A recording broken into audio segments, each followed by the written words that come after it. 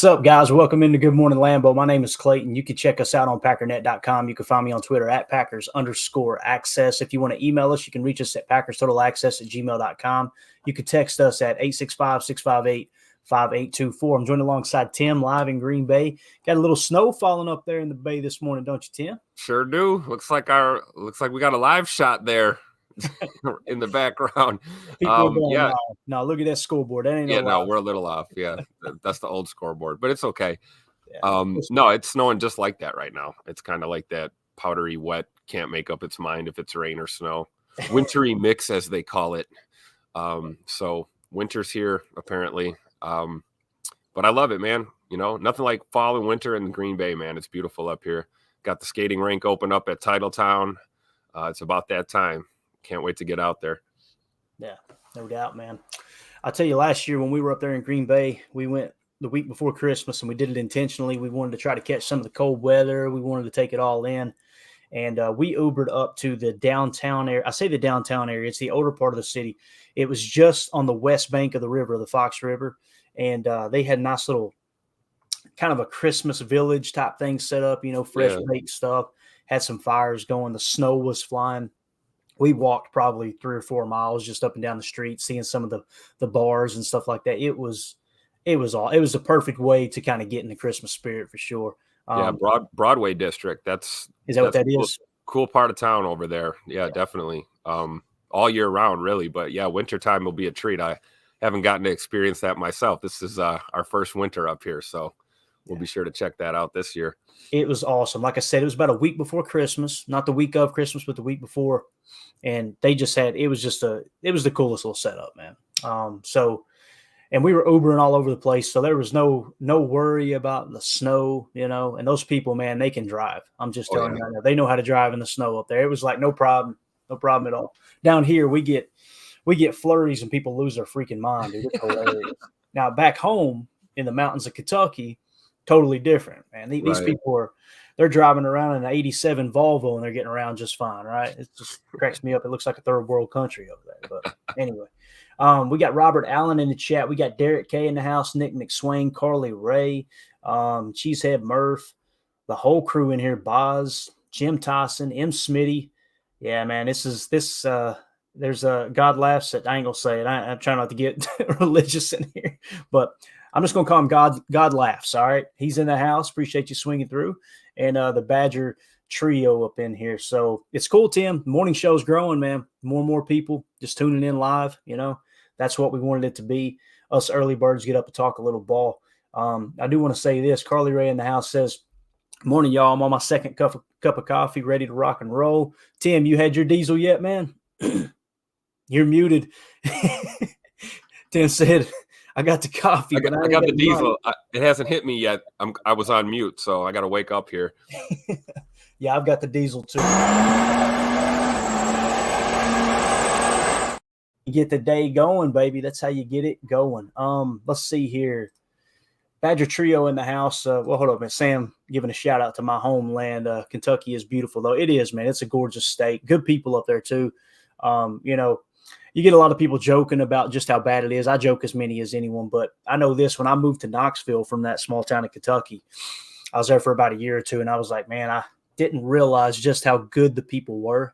Now, things have changed a little bit, you know, with the medical climate, I guess you could say, in the country, and opioids and all that crisis that they just pumped into the area.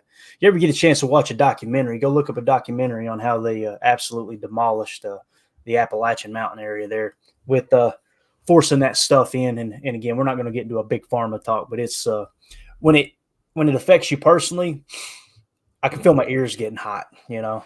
Several buddies overdosed, mother overdosed. I don't know. It cuts you deep when you realize it's more about money than people's lives and lifestyle and how it affects them. So, with that being said, though, Kentucky is beautiful. You're right, man. Didn't mean that turned dark. Lord have mercy. It's a morning show. We're trying to have a good time here. Badger Trio said, watched NFL Plus film of Game Sunday, and man, Love looked more impressive on film than he did in person. So, Badger Trio right there in the house. Seen your pictures too, man. Looked like he had some good seats. Yeah, you know, there's there's multiple ways of looking at Jordan Love right now, Badger Trio. And what I'm trying to do on this pod is approach it from all angles, right? And it's funny you bring that up, and that's you're basically steering the ship right in the perfect direction we want to go this morning with the show. You know, there's some statistics that'll say, dang, man, he's a top 5 quarterback. And then there's other statistics that are just as important, right? That says, man, he's a bottom 5 quarterback. So we want to cover all the bases, but at the same time, you know, if you want to acknowledge the positive, go at it, you know, be positive about it. If you want to be a little bit critical and go, hey, man, I need to see more here, that's totally cool too, right? And that's what we want to bring with this show here. So let's just get right into it. Tim, you found this screen grab. You actually grabbed a screen grab off of Twitter here. We want to make sure we give credit for where credit's due. This is Cole on Twitter. Y'all go give him a follow. It's at Rogers XLV Champ. Okay. And this is basically what he tweeted out. Tim, you want to kind of set it up? Tell me how it caught your eye, and it's pretty interesting statistic here, man. Absolutely. It caught my eye because there were a few accounts that kind of ripped this tweet off and repackaged it as their own. And I like to dig and find the first one I saw. So shout out to Cole here. It is interesting when you just look at this here. Obviously, this is kind of just yards, touchdowns, and picks, right? But the numbers are astoundingly close. And one of these guys is talked about with great reverence, and another guy is under a microscope and being compared to a first ballot Hall of Famer constantly. And hey, these numbers don't lie. You know, he's got one more tutty than Jalen Hurts. He's got one more pick too. Pretty close on the total yards, but I kind of like the vibe here from Cole. You know, MVP favorite, and this guy's not the guy. It's like that's kind of the vibe. It's like what does Jordan have to do to get people to believe? Other than going into Motown on Thursday and getting a dub, I think that'll do a lot for him. But what do you think, man? This is pretty interesting. I couldn't believe how close these regular season stats so far are between these two. Yeah, you're right. The way he structured the tweet is absolutely perfect, man. Like on the left, Jalen Hurts, basically for those of you on the pod, it says Jalen Hurts, 2,497 passing yards, 15 touchdowns, 9 interceptions, just so you know they're the same age as well. And on the left, it says MVP favorite. And then on the right, it says he's not the guy. And it's Jordan Love, same exact age, 25 years old, 2,331 yards, 16 touchdowns, 10 interceptions. So he's got one more tutter and one more interception, like Tim said, a few less yards. I think it says a lot. Now, what Jalen Hurts, and again, this is me being the analytical person. I'm not saying this stat don't matter. I think this is huge. Like when you sent it to me, I grinned and went, look at this. All right. You look at some of the rushing stats and how they attack with that RPR system, that, 6-back offense in Philly. Jalen Hurts brings that dynamic to the table as well, right? Not that Jordan can't run, but you can tell we're always looking to pass first. So I'm going to get off topic a little bit, but it immediately triggered in my mind. I think of the brotherly shove, right, that they do. And of course we have the love shove that we're kind of holding off on doing for whatever reason. We want to run end arounds on 3rd and 1. But with that being said, I don't know if you've seen the screen grab or not last night, Tim, but somebody did a screen grab and did the line of scrimmage. Their guards' helmets were past the ball as well. So they didn't get called for it again. So it's funny how the team that's quote unquote perfected the play hasn't gotten penalized to the best of my knowledge, but the team who hasn't ran it one time to the best of my knowledge as well, we might have ran it once. We can't run it because they flag us because our guards are lined up in the same exact spot as the Eagles. But anyway, this is about Jordan Love. That's really, really cool, though, the age and everything as well. Obviously, Jalen Hurts has played more games with Jordan sitting on the bench. But also look at the measurables, man. Pretty impressive. You got Jalen Hurts, 6'1", 223. You got Jordan Love, 6'4", 219. So obviously much taller, 3 inches taller than Jalen Hurts. Although I think we would all agree, like I said, Jalen Hurts is more of a dual threat than Jordan is. But good stuff, Tim. I appreciate you sharing that, man.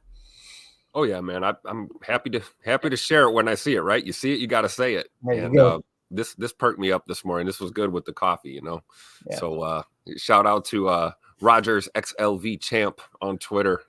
Good stuff, man.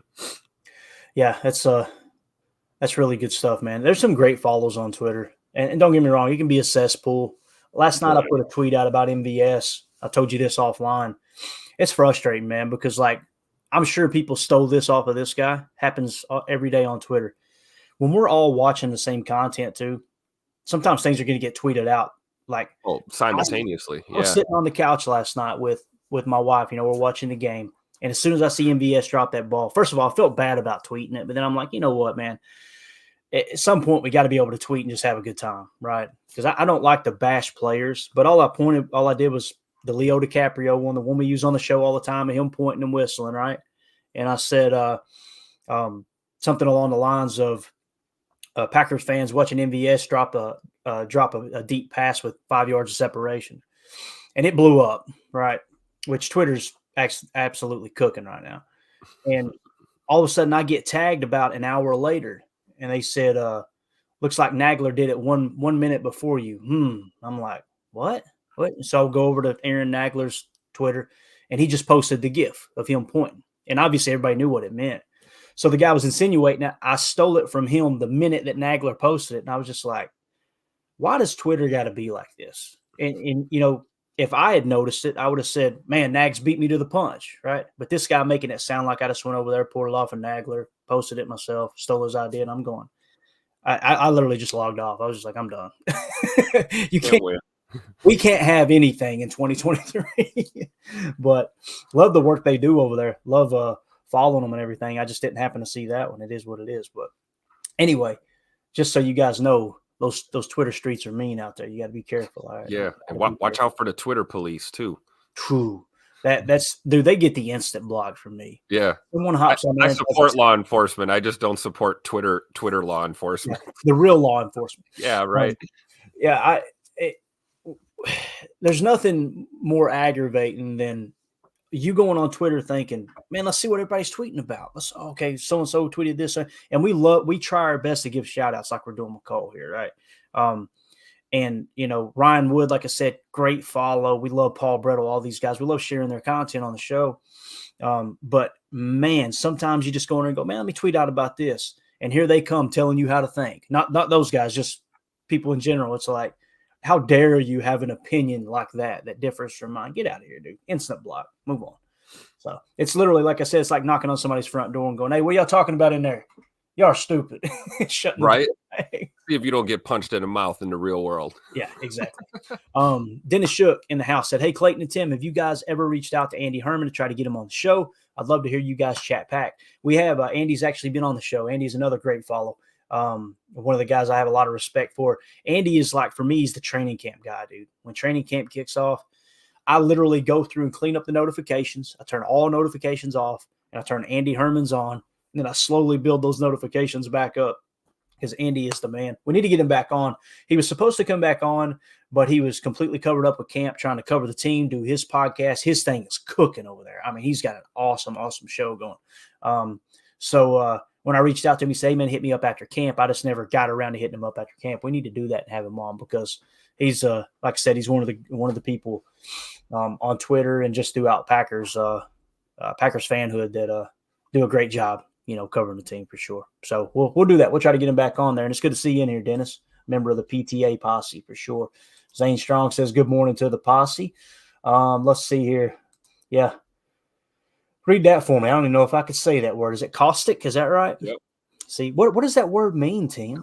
Caustic place. We need to search it. See, listen, guys, you got to stop using those important words. Just say it's toxic. Say it's a bad place. Chad in here trying to expose our lack of intelligence as a podcast host, right? Carly Ray says football vocabulary is good. I don't know about the rest of the vocabulary. Yeah, isn't it funny? I can tell you every single code, symbol, tag, saying for anything in a football play, but they put a 2-syllable word in here, and I don't know what the hell that means. I have no clue, man. No, shows you you are the sum total of the 5 people you spend the most time with, right? And you become what you focus on. I have no interest whatsoever in becoming more intelligent outside of football, and that's a bad thing. Carly Ray in the chat says Twitter is only about 13% new content anyway. Most of it is the same stuff retweeted or quoted over and over. That's it. And we all watch the same game. We watch the same plays, and we want to share those same plays. And then when you share them, You know, I've seen people share stuff. They've actually pulled my videos and shared them. Guys, I want anyone who can hear my voice on the podcast, who's in the chat, who's watching on YouTube, listen to me.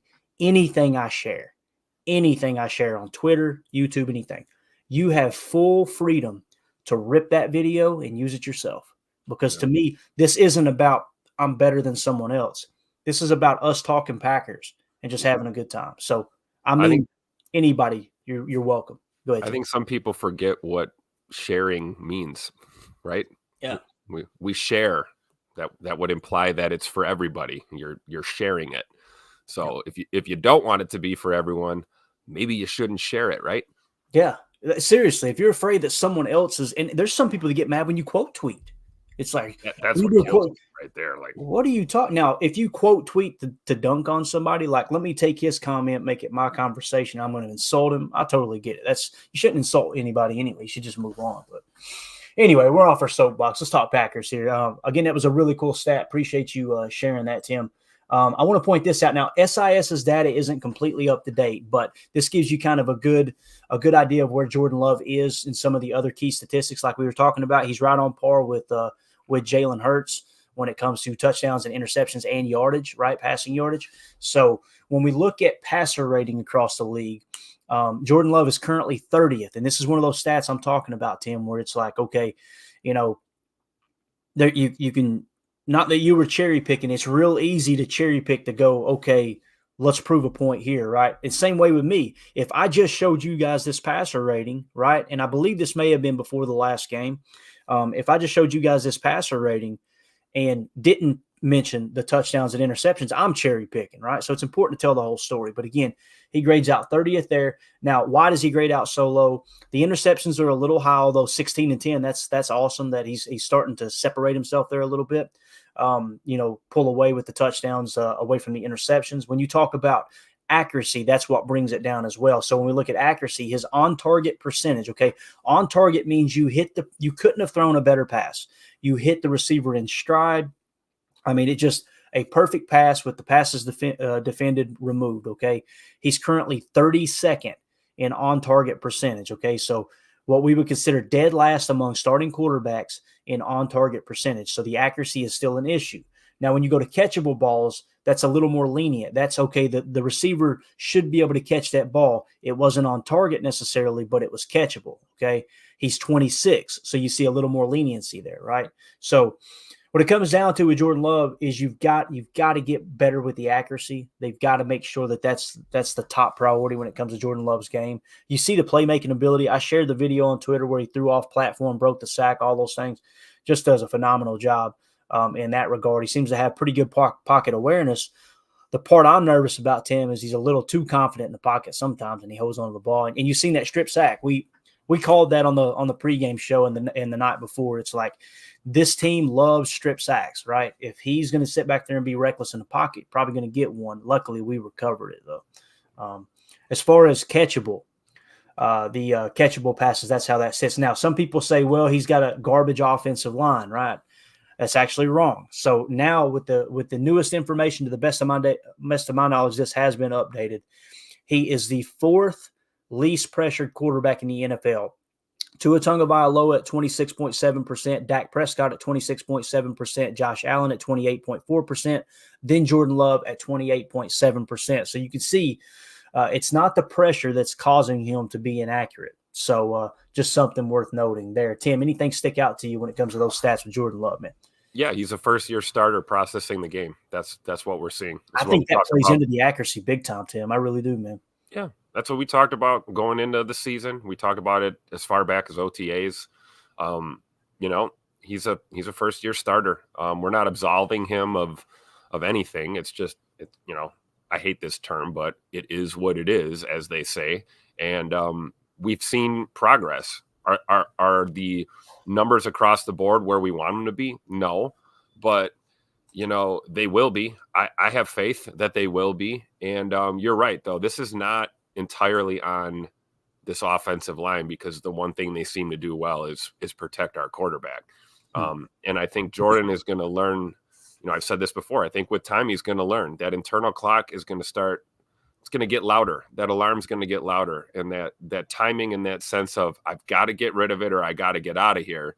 I think he's going to hone that because you see veteran quarterbacks, that's like automatic to them.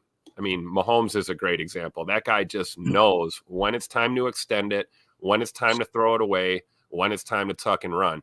And, Jordan is honing that right now as he works his way through his first season as a starter. Now, as far as the accuracy goes, I'm a big believer that those things go hand in hand. If you're not in rhythm and it's not getting out in time, it's harder to be accurate.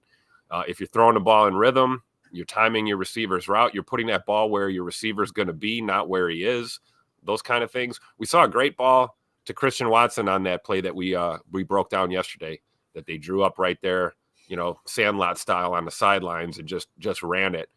Jordan threw a great in-rhythm ball, dropped it right in the bucket. It was a thing of beauty. We're seeing that. You see one step forward, one step back now. It was kind of the other way. It was almost 2 steps back earlier in the year. I think his play is ascending, and that's what we want to see. Kind of cherry picking stats when you compare him to Jalen Hurts a little bit. I appreciate the in-depth breakdown, and we can balance this out. But, I think time will tell with Jordan. I understand the people who feel like he's not the guy. I get where you're coming from. But, Right. There's a lot here to think that he is the guy and that he can play at this level. And we have to give him that chance. There's still football left and a chance to really close out this first season as a starter on a high note here. And it starts with a win on Turkey Day. So go Jay Money.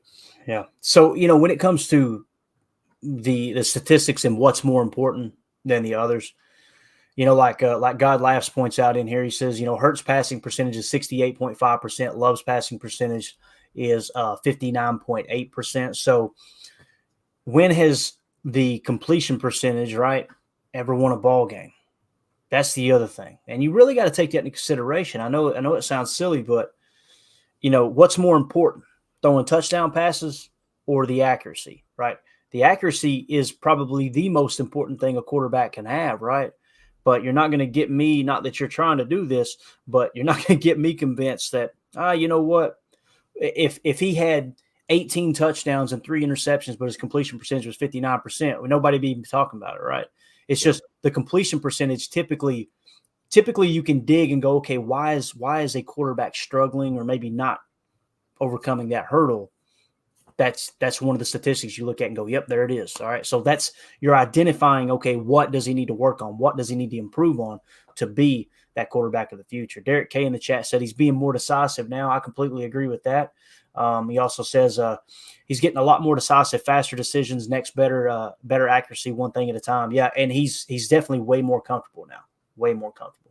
Yep. Let's see what Carly Ray says. Anytime you start off with I am not hating here, this is going to be a good comment. But if you want to see a quarterback whose decision-making has not improved with the playing, look at Zach Wilson. Jordan is showing improvement. That's promising. Zach Wilson is it's a dumpster fire. That dude, I think it's important to understand too, like, I've been as critical as anyone on the run blocking of this offensive line, right, for the Packers. But you could tell that Goody has built the offensive line with the foundation of we're pass blockers first and foremost, right? The New York Jets is kind of the opposite. One of the worst pass blocking, offensive lines in the league. And what happens? Your quarterback gets beat up. He gets gun shy. He starts seeing ghosts, all those things that you hear, all the cliches you hear on NFL films. But it's so true, Carly. It is. So I think that plays a lot into Zach Wilson. What's that? He lost his job. Yeah. Absolutely. That's what happens, right? Dude, remember David Carr back in the day, Derek Carr's brother, #1 overall pick for the franchise Houston Texans? That dude was one of the most accurate passers coming out of college. He goes in there and plays behind a crap offensive line, gets beat to death for 3 or 4 years, and he's done. He's out of the league. Like, it's a real thing. So I'm not sitting there making excuses for Zach Wilson. He has not performed. There's no doubt about it. But you're right, Carly. You're spot on. Jordan showing improvement. Zach Wilson has not. And I don't think that's hating at all. It's okay to say what you see on this show, right? As long as you kind of do it in a respectful manner. But yeah, it's a tough look over there with the Jets, man. They put all their eggs in that basket with Rodgers and bring everybody in. And then somebody said there was a video of Alan Lazard dancing on the sideline in the background while they were losing too. I thought, what is that? That sounds That Southern Yikes. culture is absolutely crap, man. Yikes. Yeah. And you know, to your point, we saw Tim Boyle come into that game, and I don't like, what did he do that was miraculously spectacular? You know, a bad pass pro is bad pass pro. It Yeah. affects quarterbacks in different ways. I will say Boyle being a little bit more of a veteran will probably help them run their offense a little better, but I don't anticipate a drastic change in how they're executing on offense, you know. Yeah. You know, and the way my mind fires when it comes to these type of conversations is I do this every year. I go dig through the numbers, the team statistics, and go, okay, what teams are having success, what teams are not, right? When it comes to say like a your passing attack, your running attack, okay. Now, what scheme do they run? I always kind of approach it like that. And when you look at it from that perspective, you can kind of see the league's catching on to some different offenses. So what I seen with Nathaniel Hackett was obviously Rodgers wins the MVP with Nathaniel Hackett here in 2021, right? He leaves, and in 2022, our offense falls off a bit, but there was still a good sample size of that Nathaniel Hackett offense, but it started going in the direction of Matt LaFleur's offense. No one believed me, and they were completely sold that when we came into this year, there was going to be a ton more motion. They were going to get rid of the shotgun sets. All of these things, there was going to be no more, they just felt like the offense was, now this is going to be Matt LaFleur's offense. Now it is Matt LaFleur's offense, right? But what I was saying last year, the league has caught on. I did like a little case study on like 6 or 7 teams that run a similar scheme, and the league had caught on. And the only ones people would immediately say, well, look at San Francisco, look at Miami. I'm going, they're not running the same offense. The structure, the skeleton aspect, absolutely. But they lean on 21 personnel. They lean on 21 personnel. And first of all, Miami's got 2 number 1 wide receivers, right? So when you looked at San Francisco, the 21 personnel, oh, by the way, they've got Kyle Juszczyk. They've got George Kittle. They've got Deebo Samuel, right? And, when you looked at other teams that were running something similar, like the Rams that the Packers are running, you could see it starting to taper off. So Nathaniel Hackett goes to Denver, gets his butt handed to him, gets fired midseason, right? Comes to the Jets, brings the same offense, gets his butt handed to him. That RPO game, the teams have caught on. You could see them catch on in Detroit last year with the Packers and the Lions, Tim. It was huge. It was absolutely huge. That was evident last night. Kansas City was all over that last night. Yep. So it's interesting to see the cyclical nature of the league, and it's important to kind of keep up with, okay, where are the adjustments being made, this and that. It's like with the Packers, right? And, we're wanting more 11 personnel. They're staying in 12. When you look at the success rate with 12 is actually going up now with 12 personnel. But I think that has a lot to do with Tucker Kraft kind of coming in his own a little bit. And again, I don't think anyone would say they would rather see Tucker Kraft on the field than Jaden Reed, right? And you got to get your best 11 out there the best way you can. Josh Martin, thank you for the super chat, buddy. He said, if you had to choose to be our quarterback the next 5 years, choices are Zach Wilson or Mac Jones. Ooh, who you picking and why? I'm probably going to take a break from football for a little bit if that's too short. Yeah. But if we have to choose, I've watched a lot of the Patriots. Let's go through it. Zach Wilson was this raw talent, right? He had incredible arm talent, very mobile, very agile, could throw off platform, all of those things, right, that everybody sold him as.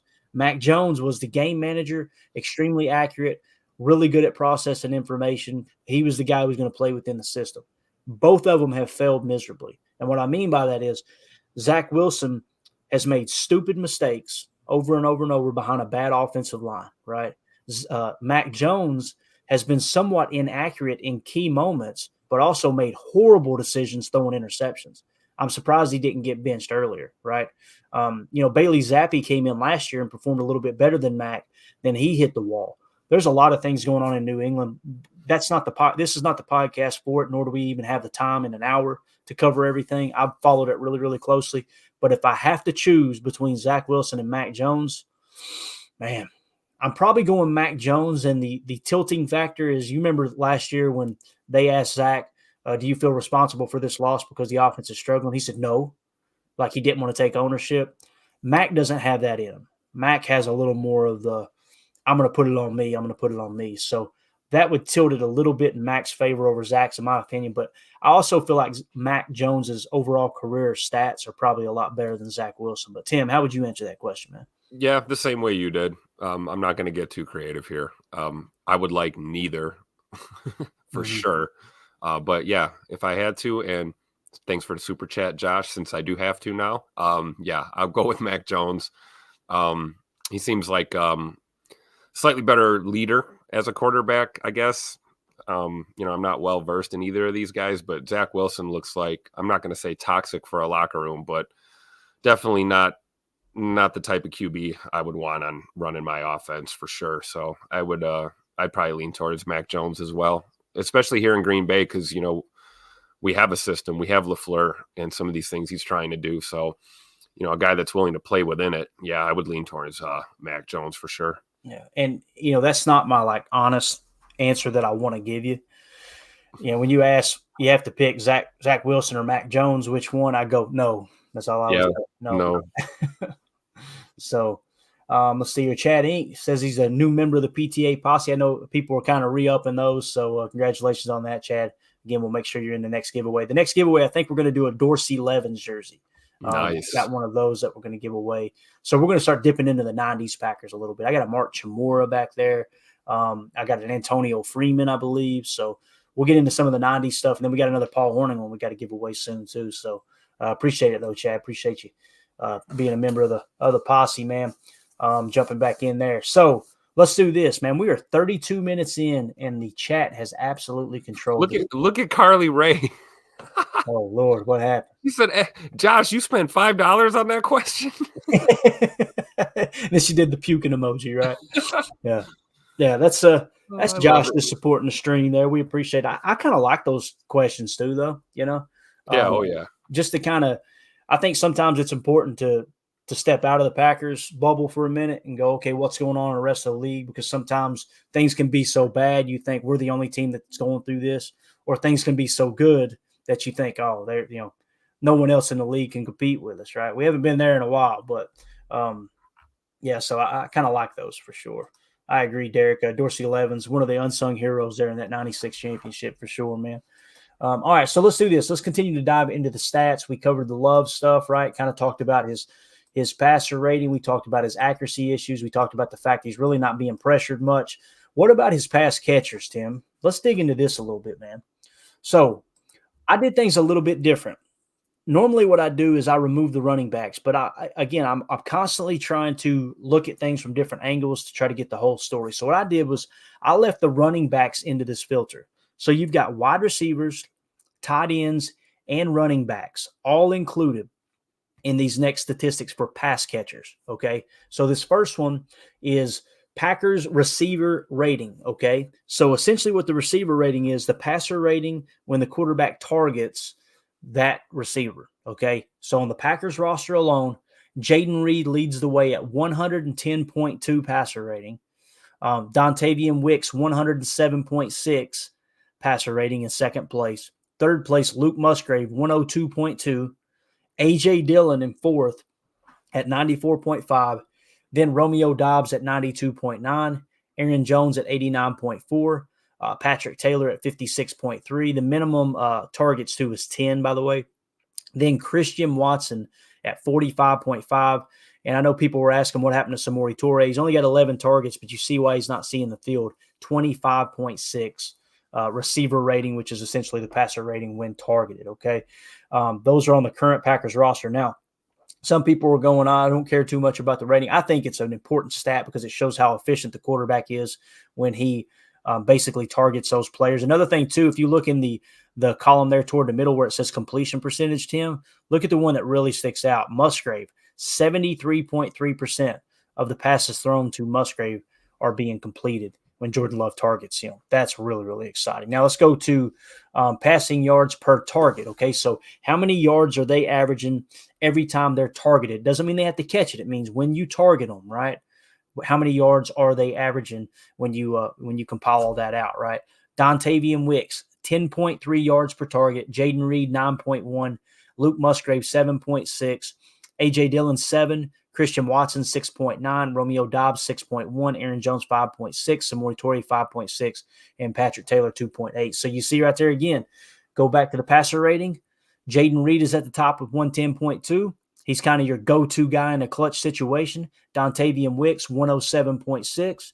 Then when you go to yards per attempt, or yards per target, Dontavian Wicks is at the top at 10.3. Jaden Reed is second at 9.1. Man, I think the future's bright for these pass catchers, Tim.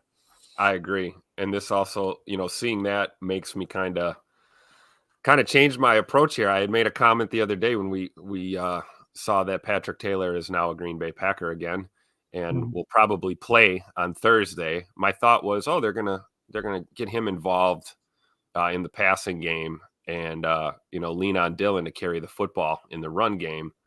And I'm sitting here looking at this going, maybe we pass to Dillon a little bit more. And it's what we were saying on the post-game show, man. Yeah. People are down on him for the running ability. I understand that's what he's paid to do, but he's been really a lot better in the passing game this year, man. Absolutely. And, that's not to take anything away from Patrick Taylor. I don't think we've seen enough. We've got sprinkles of him in this offense, but at least there's familiarity there with what we're doing here in Green Bay. I think that's the reason they picked him off of New England's practice squad, I believe it was. So, he should be able to come in here and at least be effective in our offense. But, yeah, I'm not going to take anything away from A.J. Dillon. Clearly, he brings some versatility to the game that is something that we don't really notice. We saw it a little bit on Sunday, though. Hopefully we see more of it. And, hey, maybe Patrick Taylor will be will shock us and break off some chunk runs here because we're going to have to at least have some semblance of a run game in order to get it going against the Lions. Yeah, I completely agree. Derek K in the chat said, "Let the Reed era begin." I'm telling you, man, he's looking like a stud. Got to give Goody credit for that pick, man. What a great draft pick. Oh, really, all three of those guys. I'm telling you, Dontavian Wicks is probably the one I'm most excited about. I can't wait to do Chalk Talk later today. There's a couple plays where he's just a dog, man. Catching on a deep curl and just, breaking tackles. And if he breaks that one for a touchdown, I'm losing my mind. He barely got chased from behind. But what were you going to say, Tim? Talk about a guy that you send in motion pre-snap, and you can just watch the defense start to kind of wet their pants a little. They have to account for this guy.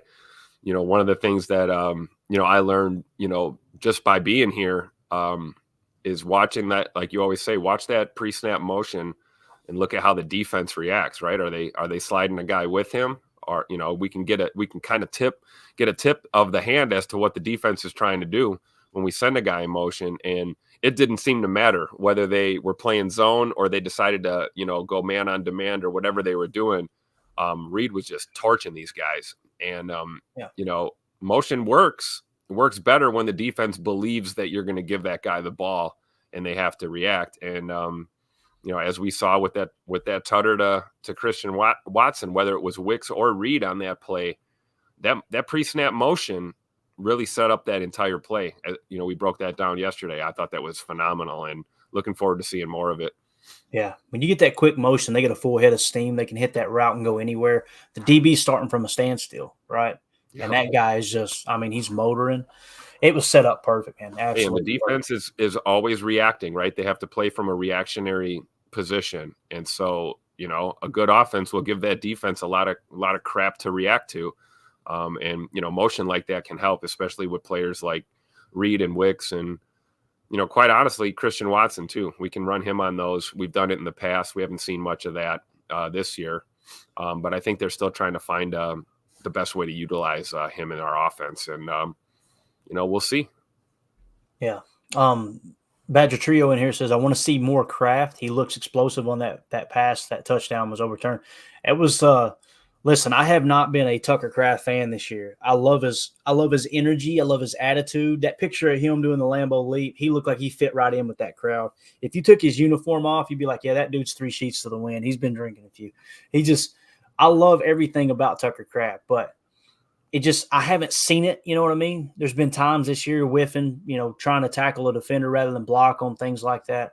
But man, when he got that ball in his hand, Tim, you seen the explosiveness that he went down the sideline. It looked like a freaking video game hurdling that guy, man. Oh yeah, for sure. And then afterwards, he tweeted out these big goofy Kraft feet. got in the way or something like that. He just seems like a fun-loving guy. I'm eager to see him grow as well. Their Badger trio for sure. We got a lot of news breaking in here. We'll get to here in just a second across the league. Let's see. This God Laughs says Wicks is the Packers' slowest receiver, but he gets open.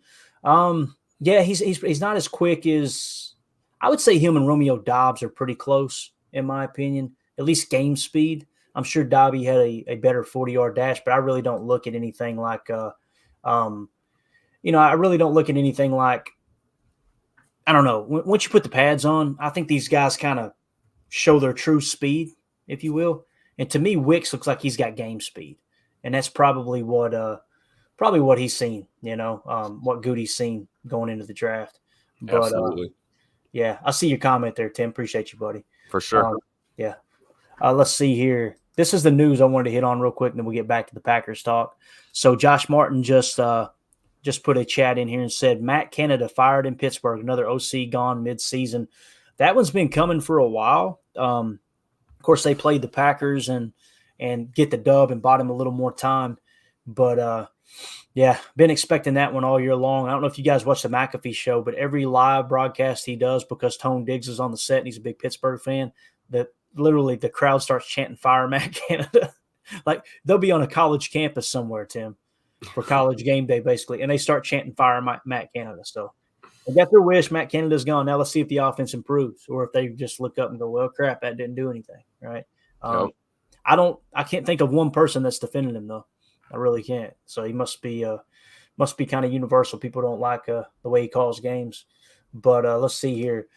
Chad Inc. says Wicks really understands routes and releases. His release package is phenomenal. The way that he takes time for that extra second is awesome. Like just the way he breaks down as he approaches the defender, even the way he comes out of the stem at the top of the stem, the top of the route right there at the break point. You could tell his mind while he's moving at an incredible rate of speed, his mind is firing in a way of, okay, I'm going to set this, okay, shoulders inside. Let's give him a little jab, turn him around. Like he's going to be an excellent route runner. Again, I don't want to compare him to a future first ballot Hall of Famer in Devontae Adams, but you see a lot of those similarities for sure. You really do. But what do you think of Tay Wicks, man? You excited about him too? An absolute steal, man. And hopefully a guy that plays his entire career here. I'm just going to go ahead and say it. I think I've seen enough, right? I mean, I'd like him to be here for the foreseeable future. Of course, we'll see as we go forward. I mean, we talked about the sophomore slump. That can be a real thing. Not saying that's going to happen, but Tay Wicks is the real deal, I think, honestly.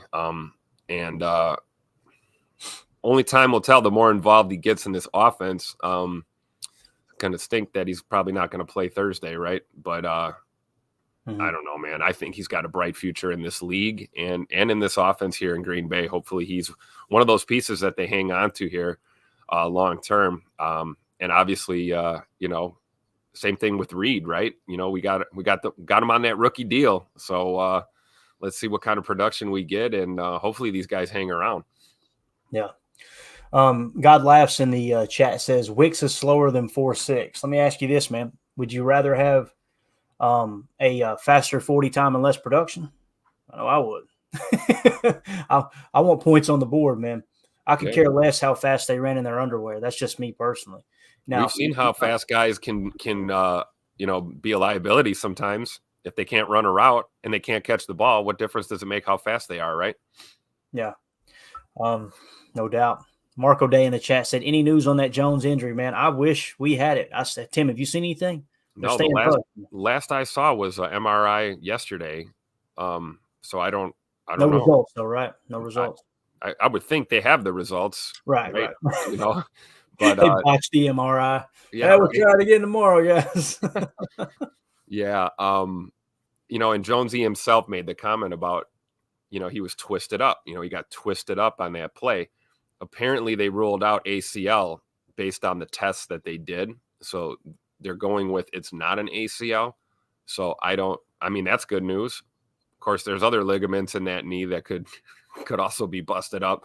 So hopefully the MRI is good. But yeah, I haven't heard anything official. I've been doom scrolling Packers.com here looking for an update. But Yeah. hopefully Jonesy's all right, man.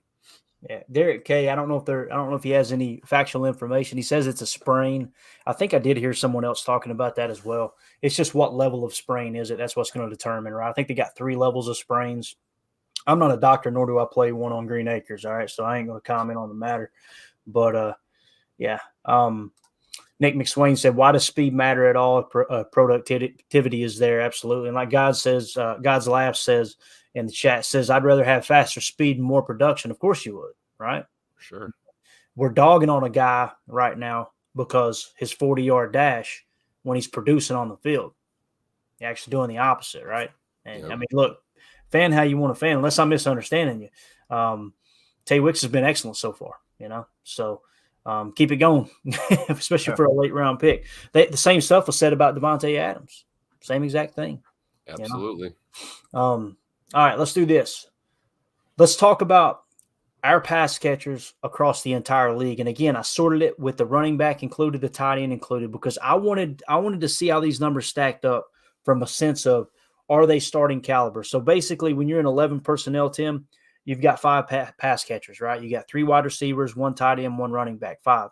So 5 times whatever, 32, you come up to 160. So anybody in the top 160 would be deemed starting caliber, right? Starting quality, if you will, in these numbers.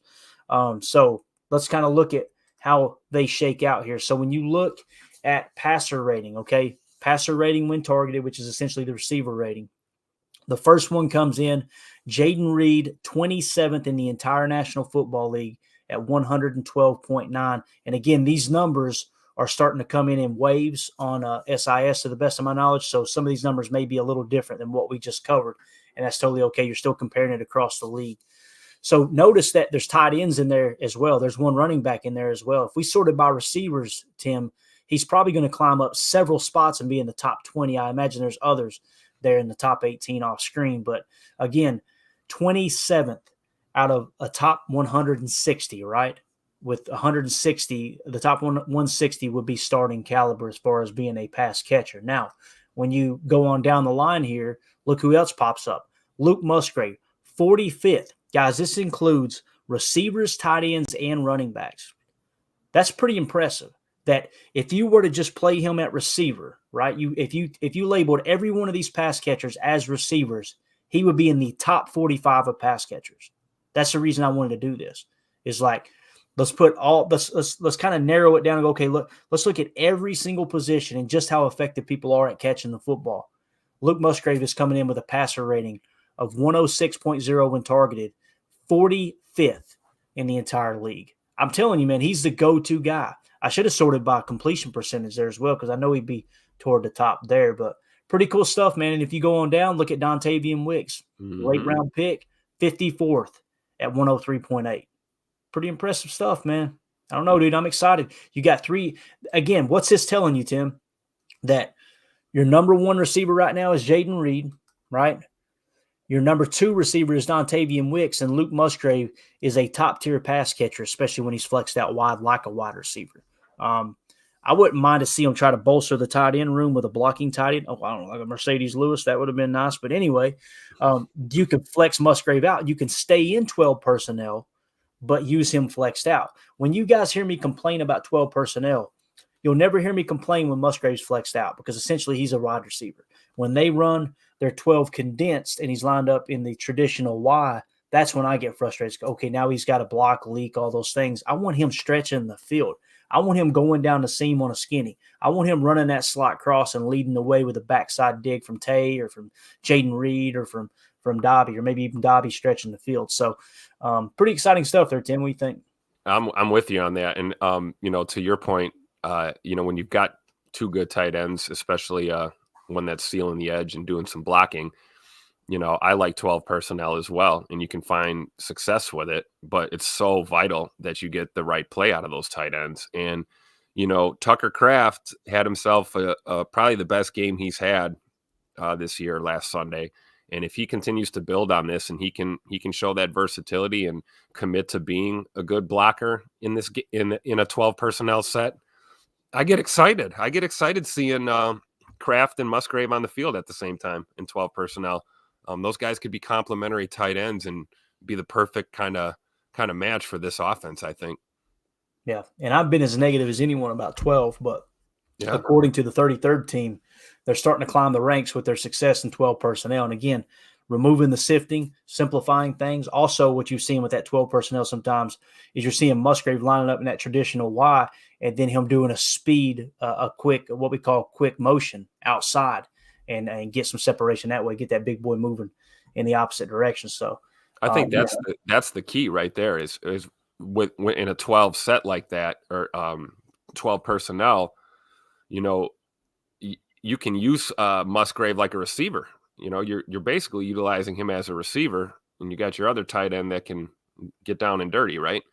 You know, you can't really do that, you know, out of 11 unless you're committing him to being a receiver or a blocker, and you got the one tight end, right? So having a 1-2 punch like that is valuable to say the least. Yeah, no doubt.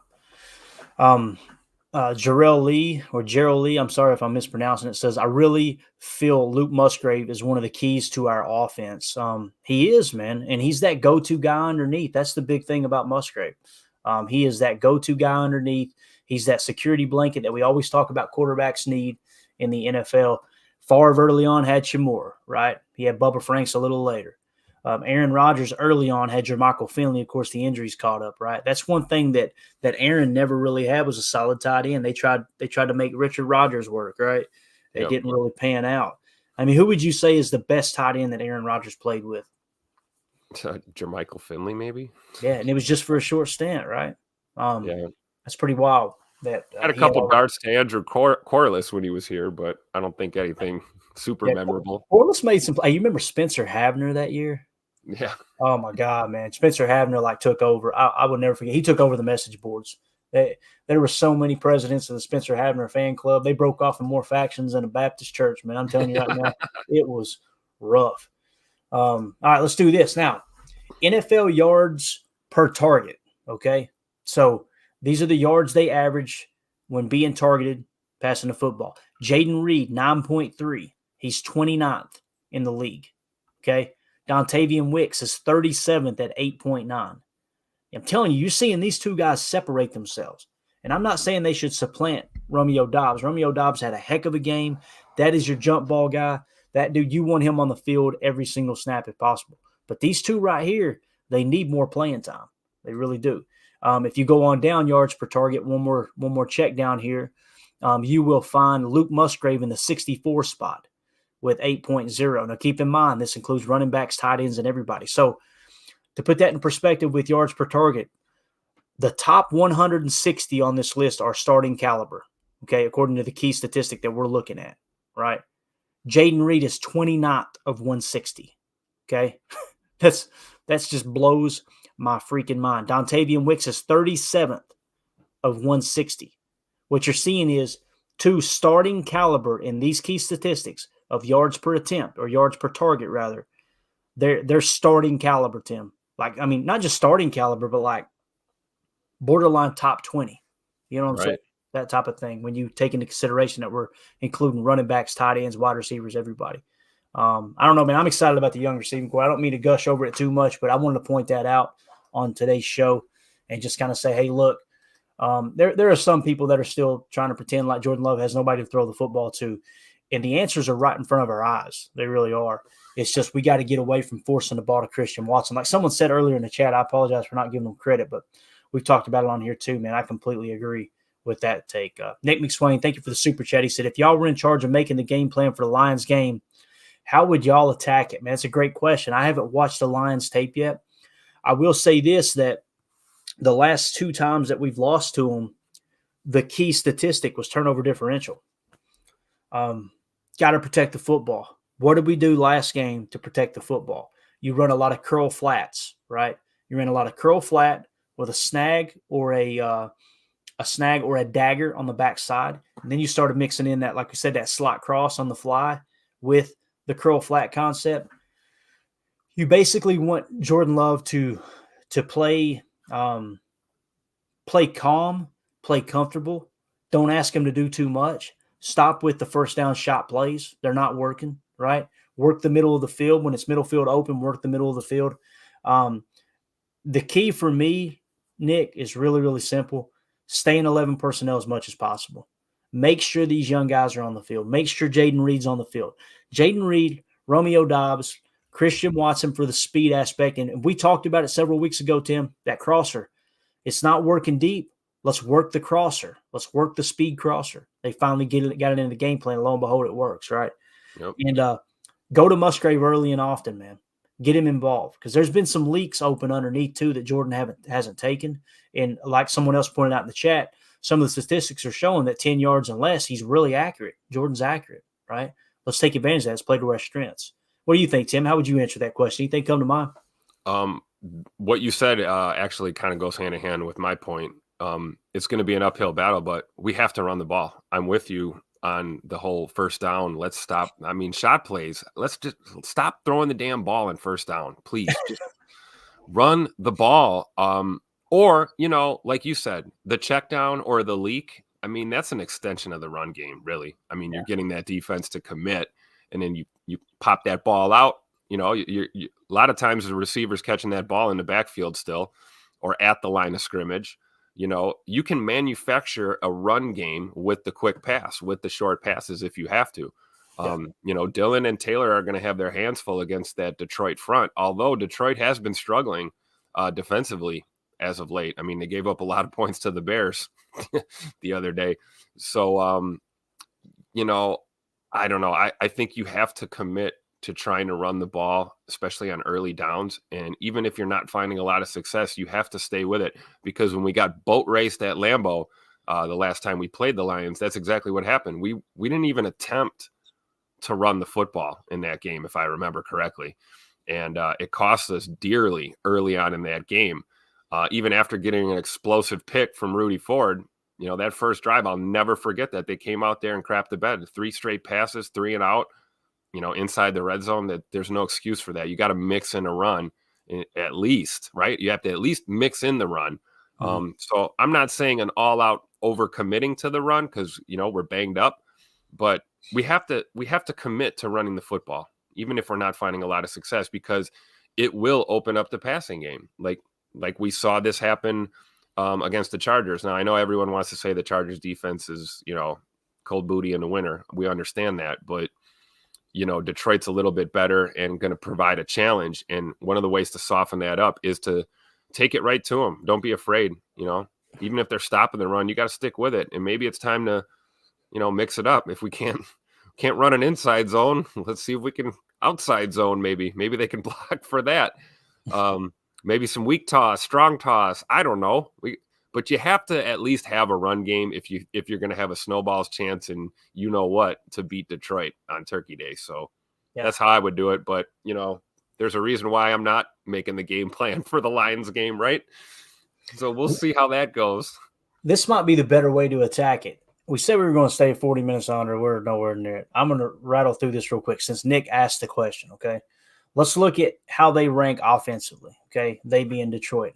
Offensive points per game, they are 6th in the league at 27.2. Their last 3, they're cooking at 32.7, okay? At home, they're averaging 30 points a game. All right? Offense is playing really, really good. NFL team points per play, okay? So points per play, Detroit is 8th at 0.402. Over the last 3 games, they're at 0.480. Again, at home, they're really, really good at 0.457.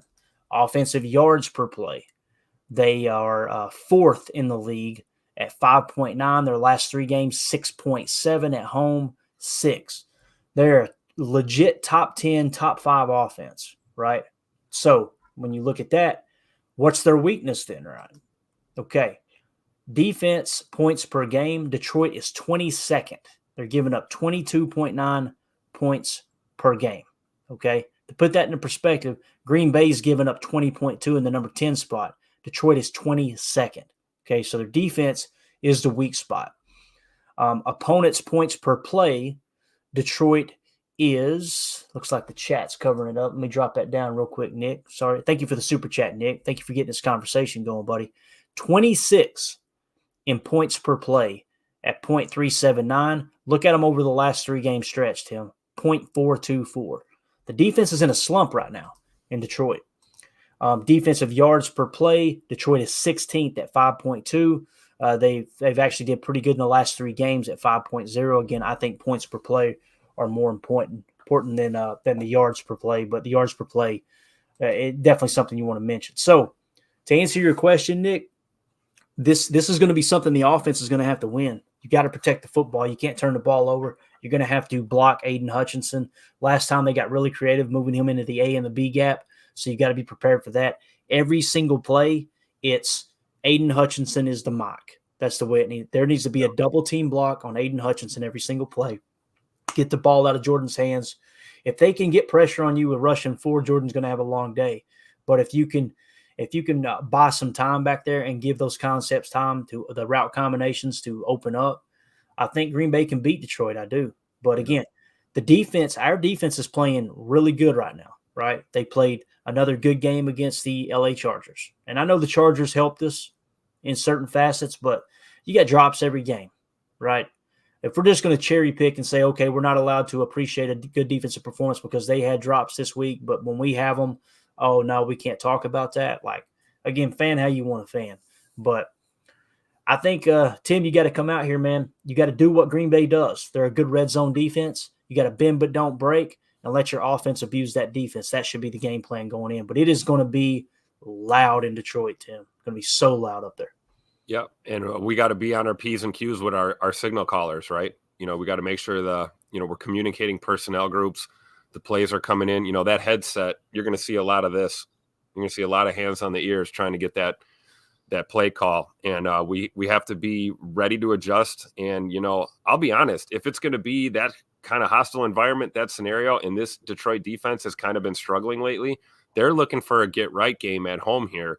And maybe running some tempo early in the game could help us too. Now, granted, you increase your chance for mistakes, and we talked about protecting the football, but we saw the Chargers try that with us on Sunday, and it kind of kept them in the game, kind of kept the momentum going for them. They ran some tempo on us, kind of out of the blue, and we kind of got caught, with our pants down, not able to sub and not able to adjust, and they got a few good plays that kept some drives going for them. Maybe we could take that same approach if we need to. Maybe we try to run the ball. Maybe it's not happening. Maybe we go tempo and just see if we can kind of get some momentum going and attack. That's the key is, I always talk about this, man. We're not going to let anybody beat us on reputation, man. The game's played between the lines. We remember what happened last time these two teams played, but we don't care because this is a new game. And it's all about getting it done on Thursday. And, Derek K with the comment right here, if we could keep Detroit to 20 or under, we can win the game. I feel confident about that. And our defense has been doing it all year, right? Giving the offense the ball, giving them opportunities to go out and win a game. I'm going to go ahead and assume that, let's be honest, right? We're either going to get boat raced again or it's going to be a nail biter and we're going to come out with a close win. So that's how I see it playing out. And I just hope this team's ready, man.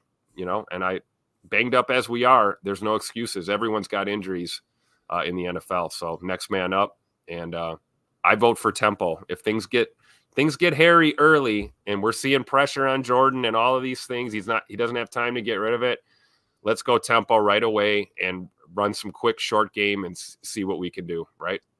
Yeah, I agree.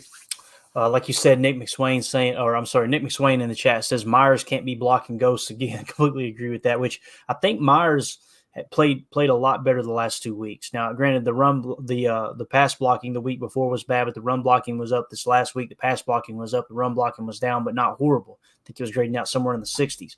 So he might be turning the corner. Like I said, I'll believe it when I see it. I want him to improve and be that guy, be that center of the future, especially with his size. It's so rare you get a center that big and that agile, but you just got to put it together for sure. So got a text from Justin with Packernet Podcast this morning. This is cool. He said, random little bit of history for the pod if you want it.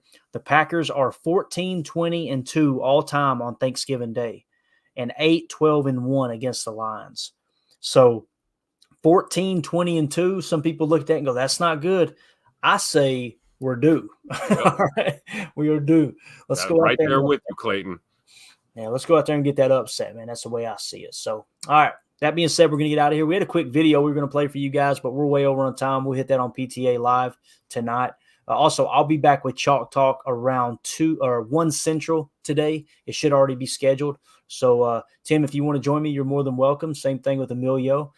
Just don't feel obligated to do it because I'll be doing a ton of talking, rattle jawing. So it's kind of hard to have a conversation sometimes when you're having to focus on the tape that much. But yeah, with that being said, yeah, like people were saying in the chat, if you don't mind, hit that like button for us. That helps boost the algorithm. We'd really appreciate you guys doing that. If you like this type of content, we're going to keep it churning out. Just hit like so other Packer fans can find it as well. Want to give a special thanks to the super chats. Thank you, Josh Martin. Thank you, Nick McSwain. Appreciate you guys supporting the stream. Chad Inc., congratulations joining the PTA posse once again, man. We'll get you into the next giveaway. Like I said, that next one's going to be a Dorsey Levens jersey that's autographed. We're going to be giving away. It won't be this week because of Thanksgiving. It's going to be hard to do a post-game show with all the family stuff going on. But next week, we will give away that Dorsey Levens jersey for sure. So we may do a little charity giveaway too. I'd like to do one of those soon. We want to do what we can to make a difference. So I've got some autographed memorabilia that maybe I can put up and say, okay, let's just randomly go pick a GoFundMe or whatever, someone who's, needing help and going, okay, anyone who donates to this from this day moving forward, you're going to be entered into a drawing to win an autographed piece of Packer memorabilia. That way we can kind of help someone else out and also give back to people that are listening to the show as well. So with that being said, we're going to get out of here. For those of you listening on the pod, thank you for making us a part of your day. As always, let's go out and be the change we want to see in the world, and go Pack Go.